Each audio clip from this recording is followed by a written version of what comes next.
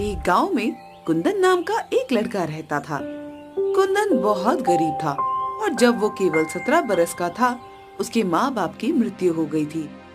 आज तक कुंदन ने सिर्फ दुख ही झेले थे और उसकी जिंदगी में सब कुछ उल्टा ही होता रहता था। उसके पिता के मरने के बाद गांव में एक धम्मू सेठ ने कुंदन से कहा, कुंदन के बच्चे, तेरे पिता ने मुझसे बहुत सा कर्ज लिया था। अब वो तो मुझे कर्ज वापस किए बिना ही ऊपर चला गया। तू बता, मुझे कैसे पैसे वापस लौटाएगा? सेठ जी, आप तो जानते हैं मेरे पास कुछ भी नहीं है। मैं किस तरह आपको धन लौटा पाऊंगा? ले देकर बस मेरे पास एक झोपड़ी है जिसमें मैं रहता हूँ। उस झोपड़ी का मैं क्या करूँ? अगर पैसे नहीं है तो तुझे उम्र भर मेरे खेतों में मजदूरी करनी पड़ेगी। अरे तभी कर्ज चुकेगा और मैं इसके तुझे पैसे भी नहीं दूंगा। कुंदन नादान था, इस वजह से वो धम्मू सेठ की बात आसानी से मान जाता है। ठीक है सेठ जी, अगर ऐसा करने से कर्जा माफ हो जाएगा तो मुझे मंजूर है।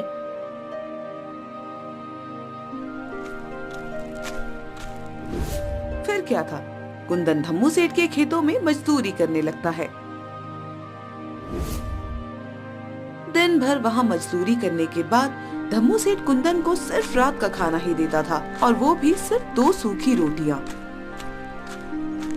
ये ले, इसे खाकर सो जा और कल सुबह जल्दी उठकर फिर से काम पर लग जाना।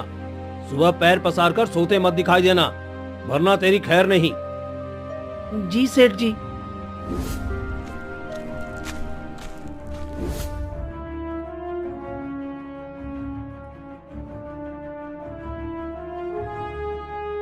यही नहीं, धम्मू सेठ कुंदन को खूब मारता पीटता भी था, जैसे वो कोई जानवर हो। लेकिन हालातों के आगे कुंदन भी मजबूर था। ऐसे ही कुछ साल बीत जाते हैं और कुंदन 25 वर्ष का हो जाता है। दिन सुबह सुबह कुंदन को उठने में जरा देरी हो जाती है, तो वो जल्दी से धम्मू सेठ के खेतों की तरफ भागता है। अरे बाप रे, उठने में बड़ी देर हो गई। जल्दी से खेत पहुंचता हूँ, वरना सेठ जी बहुत गुस्सा करेंगे।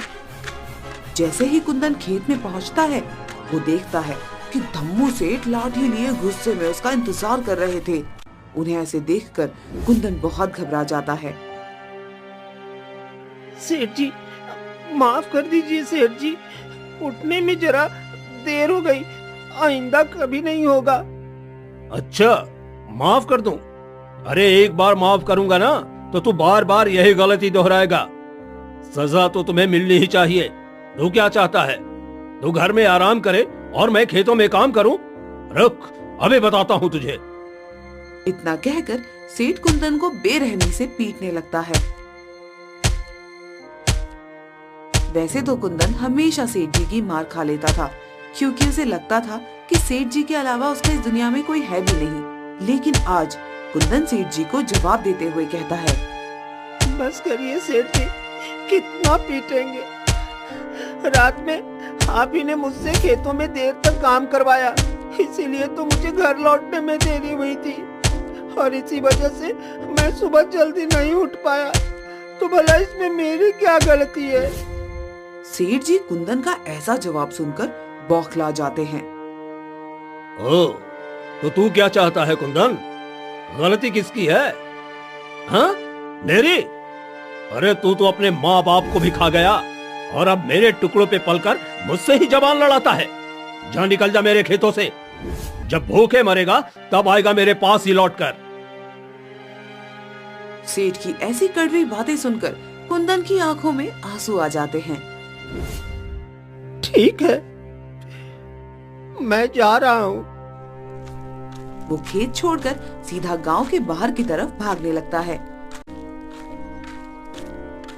उसे भी नहीं पता था कि वो कहाँ भाग रहा है, मगर कुंदन सिर्फ उस गांव से दूर जाना चाहता था जिसने उसका सब कुछ उससे छीन लिया था।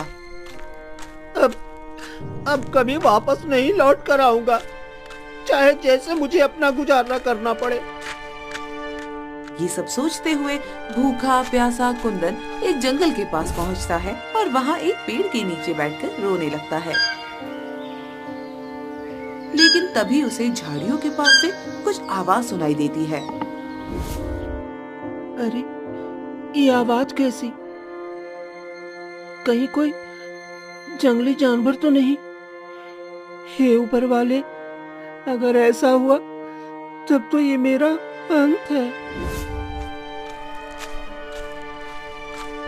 जैसे ही कुंदन झाड़ियों के पास जाता है, वो देखता है कि झोपड़ियों के पीछे एक हिरन था।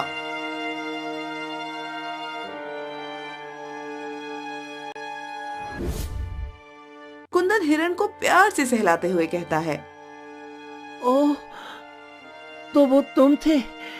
तुमने तो मुझे डरा ही दिया था दोस्त। हिरन कुंदन के साथ कुछ देर खेलता है और फिर उछलता कूदता हुआ भाग जाता है। तभी कुंदन एक गुफा के अंदर चले जाता है। वहां पर उसको बहुत सारा खजाना मिल जाता है।